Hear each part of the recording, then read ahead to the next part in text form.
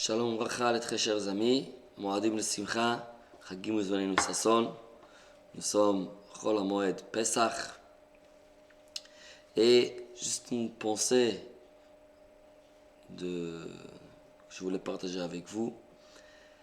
On sait que pendant Pesach, on mange la matzah.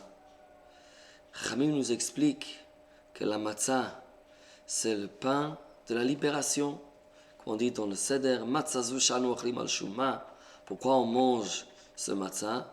Al-Shem, shelo yispik betsekam shlavoten la'achmitz.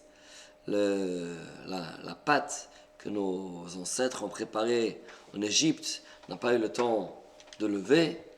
Et donc ça veut dire que la matzah représente le chipazon, le fait que le peuple juif sont sortis d'Égypte tellement rapidement qu'ils n'avaient pas le temps de préparer du pain comme il faut. Donc matzah, ça représente la libération, la Géoula. Par contre, on sait bien que dans la Gemara, le matzah est appelé lechem oni, le pain des pauvres. Et pareil, au début de la Haggadah, on dit halach ma'anya, ça c'est le pain de l'affliction, de la souffrance. Comment résoudre que d'un côté, la matzah s'appelle le pain de l'affliction, de l'autre côté, on l'appelle le pain de la libération? Ça représente une souffrance ou ça représente la libération? On peut poser la même question sur beaucoup de choses sur Pesach. Le vin, par exemple. On boit les 4 coupes de vin. On sait bien que le vin, ça représente la Géoula, la joie, le fait que le vin nous réjouit. C'est aussi un symbole de la Géoula, de la libération. Un pauvre ne peut pas boire du vin, boire de l'eau. Alors, de l'autre côté, Chamim nous disent qu'il y a un mitzvah de prendre le vin rouge, pas le vin blanc. Si on peut, on prend le vin rouge. Zecher la dame, c'est pour évoquer la souffrance du peuple juif. En Égypte, le sang qui a été versé des Juifs pendant les années qu'ils ont passées à Mitzrayim. Alors, on ne comprend pas non plus. Est-ce que le vin, ça représente la Géoula, la rédemption, la libération, ou bien ça représente la souffrance? Plusieurs choses. On peut parler du karpas. Le karpas, ce qu'on mange au début du repas. Alors, d'un côté, on dit que le karpas, c'est un légume qu'on prend avant le repas pour réveiller l'appétit. Ça aussi, c'est quelque chose que seulement une personne libre, quelqu'un de riche, a besoin de réveiller son appétit, parce que peut-être il n'a pas très faim. Mais un pauvre, s'il mange, il a toujours faim, il n'a pas besoin de réveiller son appétit. De l'autre côté, on parle karpas. Ça nous rappelle, on sait que karpas, c'est les otiyot samech parech. C'est les 600 000 juifs qui ont travaillé dur pendant les années en Égypte. On le trempe en l'eau salée qui représente les larmes du peuple juif qu'ils ont versées pendant l'esclavage. Donc encore une fois, est-ce que ça représente la Géoula, la rédemption, ou est-ce que ça représente la souffrance? La réponse pour toutes ces questions, c'est le même.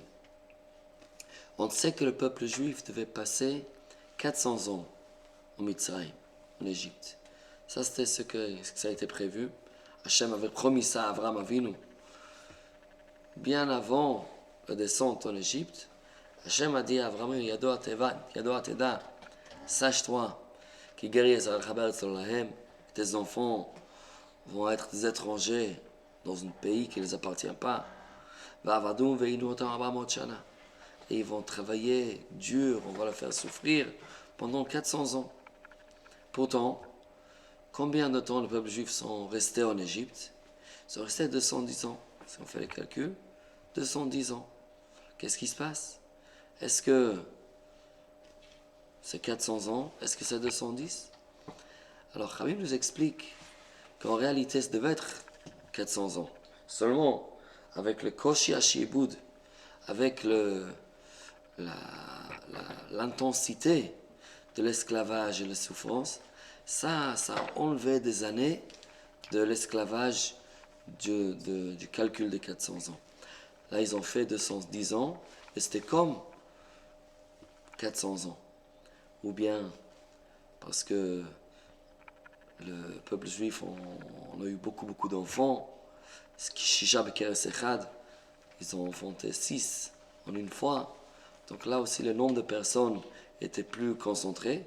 Donc on avait pu concentrer ce 400 ans en presque la moitié, 210 ans. Donc l'idée c'est quoi? La souffrance, c'est ça qui a fait raccourcir la durée de l'esclavage. Donc en fait, la libération, le fait qu'on est sorti d'Égypte, on se rappelle aussi de la souffrance. Le fait que la souffrance était tellement intense que ça a permis de réduire le temps prévu pour l'esclavage. Donc, ces deux choses sont liées. Rédemption, la Géoula, c'est bien lié avec la souffrance qu'on a eue pendant l'esclavage. Et c'est pour ça, aussi bien pour la matzah, pour le vin, pour le karpas, aussi d'autres choses dans le seder, on représente ces deux choses ensemble. Il y a le maror, souffrance d'un côté, mais grâce à ce maror, on a eu la matzah, on a eu libération plus tôt. Je pense que c'est une leçon pour chacun de nous. Parfois, on passe des moments difficiles dans la vie. On doit savoir que ce n'est pas juste la souffrance qui nous fait mal.